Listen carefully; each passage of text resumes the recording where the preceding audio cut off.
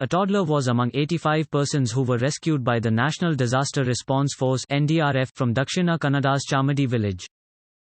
A stretch of the road linking Parlani village with Charmadi village in Belthangadi Taluk, Dakshina Kannada has been cut off after Marutyunjay river carried landslide debris, trees from the western Ghats in heavy rain since August 9. This road was the lifeline of nearly 40 families, since it led to National Highway 73, which connects the village to the rest of Karnataka. Ganpati Shastri, Tahsildar, Belthangadi, said the toddler was unwell and has been shifted to Belthangadi for treatment. In addition, 2 pregnant women were also rescued. For one of them the delivery was fixed for August 11.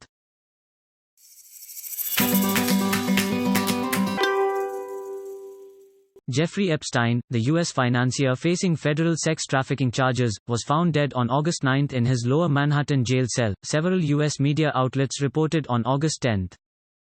Epstein, who was arrested on July 6, had pleaded not guilty to charges of sex trafficking involving dozens of underage girls as young as 14, from at least 2002 to 2005. The charges were announced more than a decade after Epstein pleaded guilty to state prostitution charges in Florida. He was confined in the Metropolitan Correctional Center in Manhattan while he appealed a district judge's refusal to let him live under 24-hour guard in his home on the Upper East Side. Last month, Epstein was found unconscious in his cell with injuries to his neck, media outlets reported, citing unidentified sources.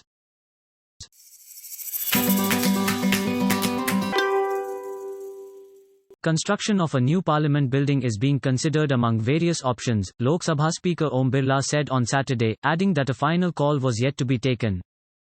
Addressing a press conference here, Mr. Birla said there is a sense that a new parliament building is required.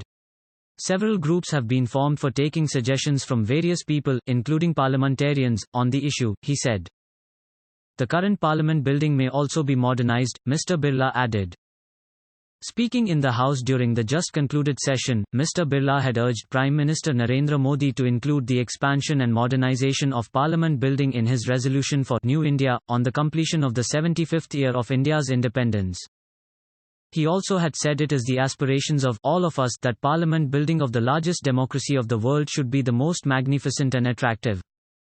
Talking about the just concluded session, Mr. Birla said, the proceeding of Lok Sabha was not adjourned even once during the session and as a result, it sat for 72 hours more than its allocated time, which is equivalent to working of 12 sittings.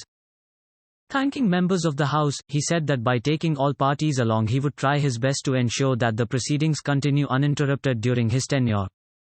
If Lok Sabha functions properly and sat for longer hours, it sends out a positive message in the country, he said. Mr. Birla said a conference of speakers of all state assemblies will be convened soon to discuss how can the productivity of the state legislatures can be enhanced. Discussing various initiatives taken by him for improving the functioning of the House, Birla said to update members about the bills which have been introduced in the House. The Lok Sabha Secretariat will provide experts who will brief them on the technicality of the proposed legislation.